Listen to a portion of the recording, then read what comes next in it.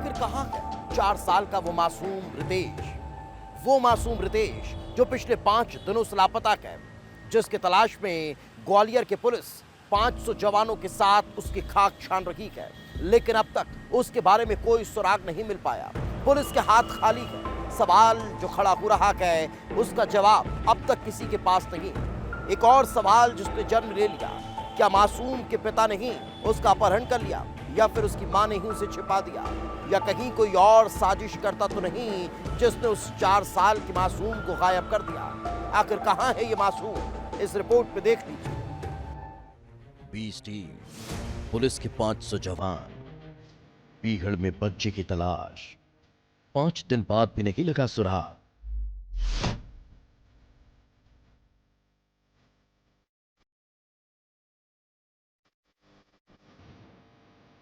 Gwalior police की 20 team Chambal के पीहड़ों की खाक छान रही है। 500 से ज्यादा जवान जंगल, नदी, तालाबों और अन्य जगह लाश को तलाश रहे हैं। सड़क, रास्तों, खेत खलिहान में मासूम को ढूंढा जा रहा है। चौप्पे चौप्पे पर नजर रखी जा रही है, लेकिन 5 दिन बीतने के बाद भी 4 साल के रितेश पाल का कोई सुराग नहीं लगा। 1 नवंबर का दिन था।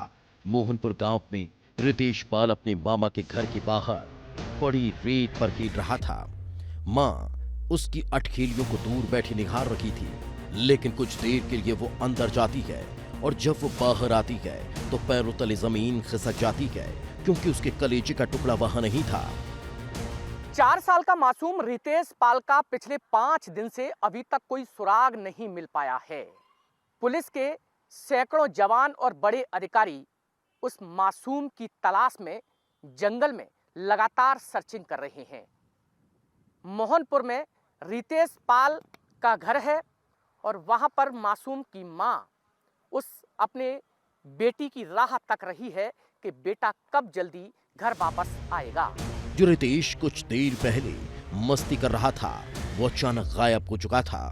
आसपास तलाश की जाती है, लेकिन उसका कुछ पता नहीं चलता। रिश्तेदारों के घर पूछा जाता है, लेकिन किसी को कोई जानकारी नहीं थी। इधर मां का कलेजा बैठने लगा था। वो समझ चुकी थी कि बच्चे का किडनैप कर लिया गया है। कोई था जो घात लगाकर बैठा था और उसने मौका मिलते ही रितेश पाल का अपहरण कर लिया, जिसके बाद थाने पहुंचकर शिकायत दर्ज करा दी। रेत के पास में खेला हुआ था, वो बजरी के पास बजरी डली थी, वहाँ पर खेलता हुआ मैंने आखिरी समय वहीं पे देखा था। आके मैं पोंछा लगाने लगी। पोंछा लगाकर मेरी भाभी ने पूछा, सपना बेटू कहाँ है, रितेश कहाँ है?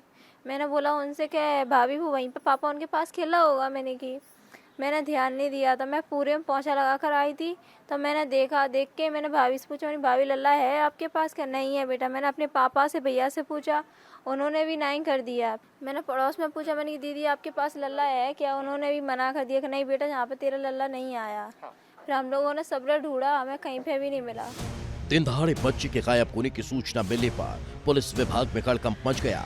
जहां से बच्चा गायब हुआ वहां एक तरफ हाईवे और चारों तरफ घना जंगल है, लिहाजा पुलिस की टीम बिना देर किए जंगलों और पीहड़ों में उतर आई। पहाड़ और खदानों पर सर्चिंग की गई, लेकिन मासूम का सुराग नहीं लगा। पुलिस को आशंका थी कि कहीं मासूम जंगलों की तरफ तो नहीं चला गया, लिहाजा ड्रोन से भी सर्चिंग की गई, लेकिन 5 दिन बाद कोई कामयाबी हाथ नहीं लगी। और अब ये पूरा मामला अपहरण का है। रितेश पाल की मां अपने पति को छोड़कर मायके में रह रही है। पति पत्नी के बीच थाने में भी मामला चल रहा है। रितेश की मां सपना का कहना है कि उसके पति और ससुराल वालों ने ही बच्चे का अपहरण किया है, क्योंकि दोनों के 2 बच्चे थे। एक बच्चा पिता के साथ ससुराल में रह रहा है, तो रितेश अपनी मां के साथ नाना के घर पर। पति और ससुराल वाले लगातार बच्चा मांग रहे थे और जब सपना ने इनकार किया तो उन्होंने बच्चा छीनने की धमकी दी थी। उसके बाद में हमने किसी को सूचना नहीं दी। हम मेला थाने गए थे, वहाँ पे तो हमने FIR डाली थी और मतलब मुझे दिखा नहीं। तो फिर मैंने अपनी ससुराल में एक दीदी लगती हैं, उन्हें कॉल लगा के पूछा था कि दीदी आपको मैंने छोटा वाला बेबी दिख रहा है क्या? तो उन्होंने, उनकी लड़की ने मना कर दिया था कि चाची यहाँ पे तो मुझे आपका बेबी दिख नहीं रहा है। मैंने कि आपको दिखे बेटा तो मुझे आप कॉल लगा के मुझे बता देना। पुलिस हर एंगल से जांच कर रही है, लेकिन सपना की थ्योरी पर आंख बंद करके भरोसा नहीं कर रही। पुलिस को शक ये भी है कि कहीं सपना नहीं तो ससुराल वालों से बदला लेने के लिए बच्चे को गायब नहीं करा दिया। इसके लिए सपना से भी पूछताछ की जा चुकी है। मुझे अपने ससुराल वालों पर शक जा रहा है कि उन्होंने धमकियां दी थी कि नहीं है तो बच्चे को हम ले जाएंगे, बच्चे को दे दो, नहीं देंगे तो हम ले जाएंगे, किसी दिन ऐसा दिया सा बुझाएंगे कि देखते रह जाएंगे। ससुराल वाले में कौन कौन?